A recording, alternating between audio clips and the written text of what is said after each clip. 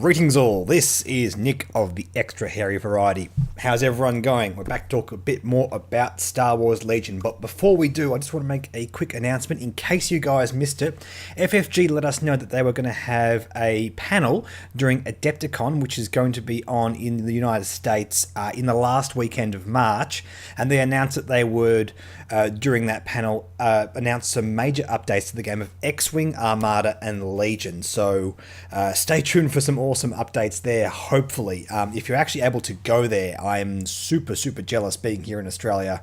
It's not really realistic for me to go and fly over to America just to make these things, but I am kind of half considering live streaming the response to that, maybe doing a simulcast kind of thing. Yeah, if you guys are interested in anything like that, let me know in the comments and we'll go forward from there. But some pretty cool news coming out.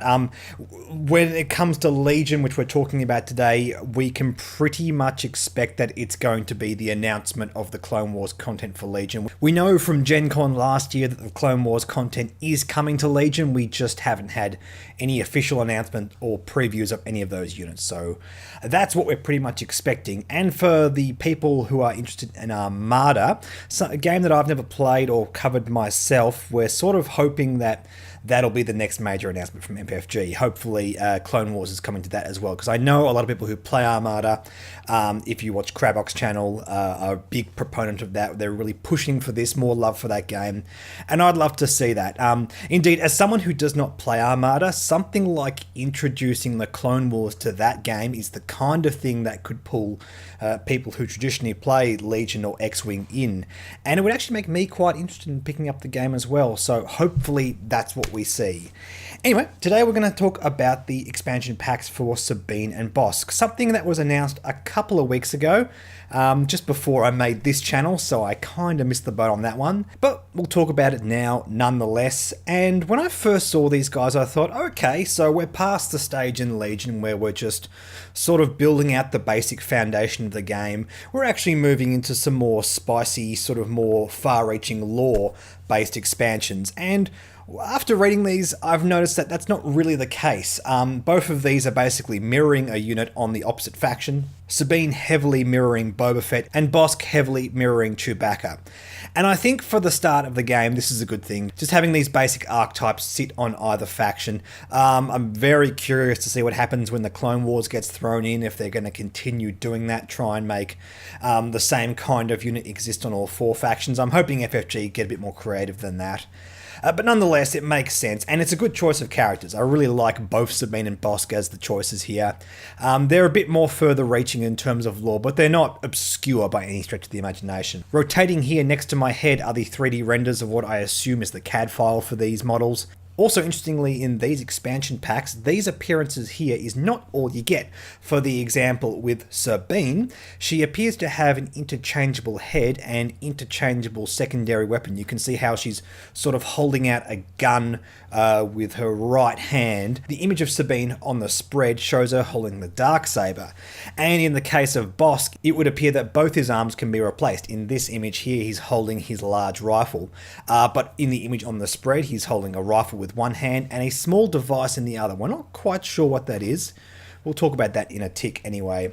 Let's scroll down and take a closer look at SABINE's spread. And diving straight into her stats, she cost 125 points, has decorated tech, and sidearm, or pistol, or whatever you call that upgrade.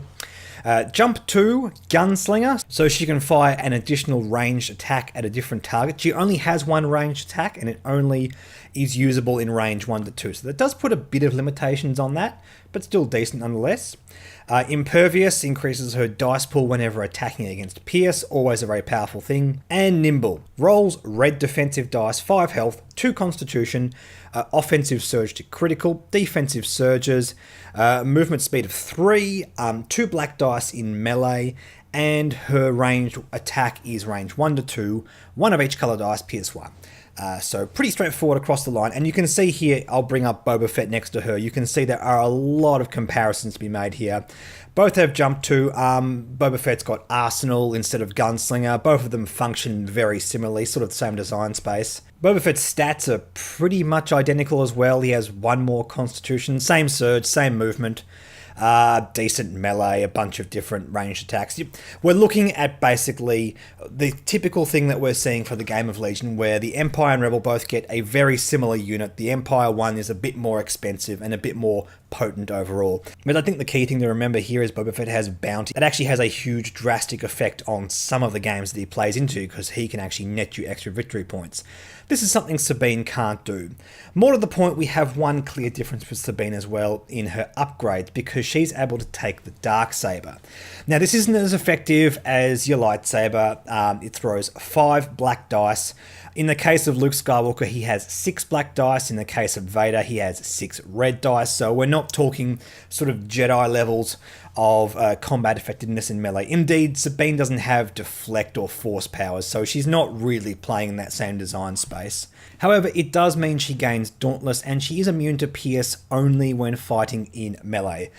There's no deflecting bullets back like Vader and Luke can do, so that seems fair enough. Plus it's 25 points, so if you were to take this on Sabine, for example, she's 10 points cheaper than Luke. But in terms of the melee effectiveness, I'd still rate Luke above Sabine. I mean, Luke doesn't have defensive surges or range 3 movement, but you can see there are clearly different design approaches here. Apart from that, on the spread, we have a couple of other upgrades that we haven't seen before. This one here is quite curious. I forget which comment section I read this in, but someone was saying this might be a personal shield. Kind of reminds me of the personal shields, if any of you ever played Halo 3, where your character basically drops on the ground and this big bubble appears around you. It actually seems to be what's happening in this image here, which could be kind of fun. As far as the command cards go, we do see the 3-pip command card in Legacy of Mandalore, awesome name, Sabine Wren and 2 troopers, which by the way is very powerful. Usually the operative command cards don't have much agency to command other troopers, but Sabine's actually does reach to other troopers, which is really cool. Sabine Wren gains Inspire 1. When Sabine Wren issues an order to a specialist, operative or heavy unit, she gains either 1 aim token or 1 dodge token. So at a maximum, she can net a couple of aim, couple of dodge, an aim and a dodge. She can't get any more than that, but that's fine. I mean, she can still do those things during her activation anyway, so you get a nice bit of potency on Sabine. Do bear in mind, though, that Sabine is largely close range with her weaponry, so it may be a bit of a tricky thing to try and use, because Sabine wants to be able to use those tokens in close range, but the closer range she is to your opponent's units, the further away she might be away from her own, so that is something to think about. It is cool though, the art here features a squad of Mandalorian soldiers, which I'm hoping does come into the game at some stage. I know a lot of people are talking about wanting to have like a Mandalorian army. I don't think that's going to happen. I think FFG are shying away from anything but like the core armies in the Star Wars story. But I would love to see like Mandalorians as like a neutral unit.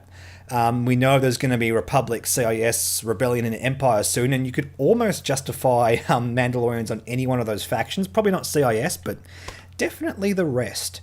Yeah, could be interesting, Worth watching out for that kind of stuff. Apart from that, there's a few interesting tokens here. She seems to have a detonator charge here of some description. Looks very similar to the ones that the Scout Troopers have on the Empire and Rebellion.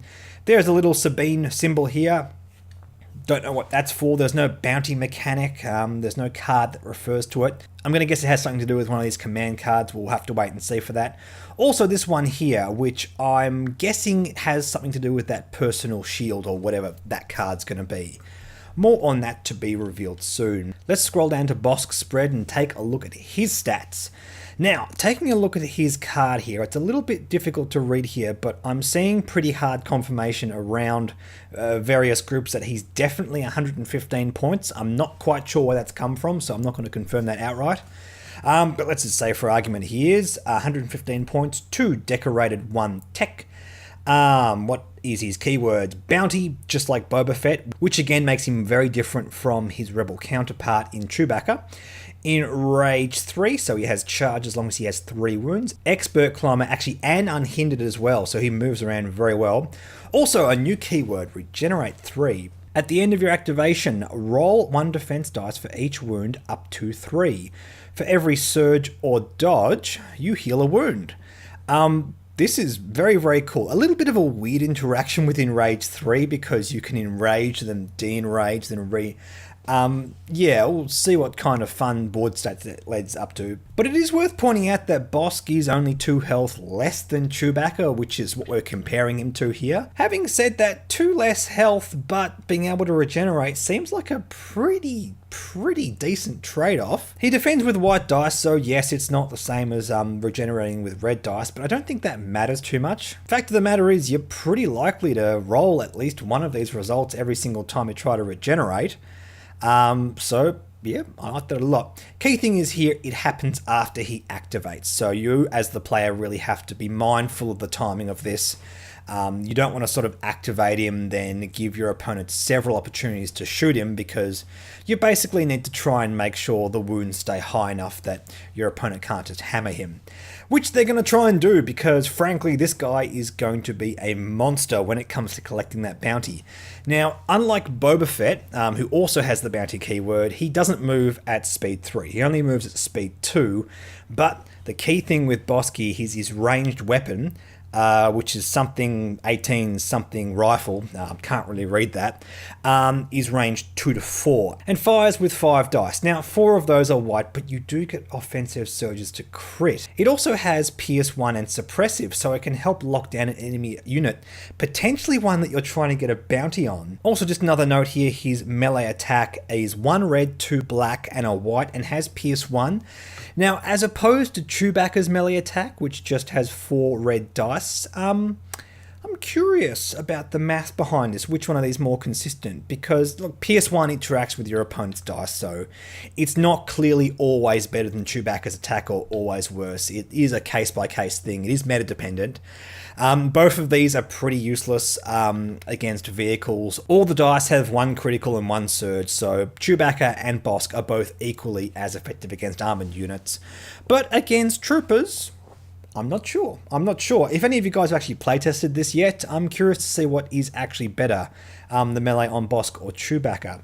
But yes, just back to him being a bounty hunter, I'm curious about this effect. I'm curious about him alongside Boba Fett, being able to stack up those bounty tokens. Basically, reading the bounty keyword on Boba Fett, it doesn't seem to be any rules against stacking multiple bounty tokens on one guy, or a bounty hunter collecting 2 bounties, like BOSSK can collect Boba Fett's bounty, or vice versa, or even both. Yeah, I'm super curious with this. Now, yes, obviously we do have to address the fact that these guys are both operatives. They do not count towards your commander requirement.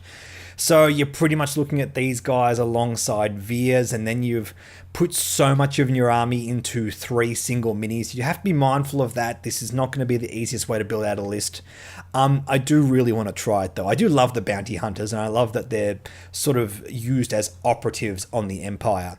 One more thing I will add relating to that, by the way. I think this pretty much puts the final nail in the coffin for the Scum faction on Legion. I just don't think it's going to happen.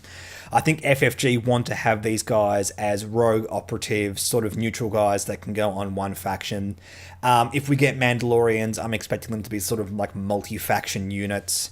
And it's cool. I think that's a great way of approaching it. It gives sort of these Scum-esque mechanics to these other factions in a way that best suits them. And I think that's actually a really good thing. We're going to have the Republic, we're going to have the CIS, maybe in the future we'll even look at the First Order and Resistance and that kind of thing. I really don't think we need the Scum faction in Legion. I don't think it's really adhering to the ethos of what the game is about. Now, apart from that, going back to BOSSK spread, we do have the 3-pip command card again. Now, like most other operatives, this only works on the operative themselves, so just for BOSSK. BOSSK gains Sharpshooter 1. After an enemy unit activates, BOSSK gains 1 aim token. And I was curious about this, sort of digging through all of BOSSK's stats. Unfortunately with BOSSK, there's no like gunslinger action that allows him to fire multiple weapons. So while, netting all those aim tokens is great, there's no real way to massively capitalize off of it. The most dice he can throw is the 5 dice from his ranged attack. And even that has a bunch of white dice, so rerolling them doesn't really feel all that great. So yeah, feels like a bit of a weird 3-pip command card. I can't see this one being better than the 3-pip command cards on your commanders, or even the generic, which we'll have to talk about at some stage as well. Everything else in the spread, we have these sort of biohazard tokens. Be curious to see what those go alongside. We have some kind of device here that looks like the debt charges that the Scout Troopers have, but it is a different symbol. Indeed, this looks like the canister that BOSSK is holding on this part of the spread here, so maybe that's some kind of upgrade card. Maybe that's this face down tech card, not sure. Copy of Hunter, and this new card, Endurance. At the end of the activation phase, you may remove one suppression token, which actually feels very relevant on a unit that can regenerate their health. It means it's very difficult to pin this guy down. I guess if you're regenerating all your health, well, your opponent can go, well, at least I can suppress him and make him flee, and just sort of covering all your bases by taking something like this. Seems very, very interesting. Indeed, it seems very, very interesting on all the other commanders that can take it as well. So be curious to see what kind of applications and impact that has on the meta. Apart from that, that's all the info we have so far on BOSSK and SABINE. In the comment section, guys, what do you think of this? What kind of impact do you think these will have on list building?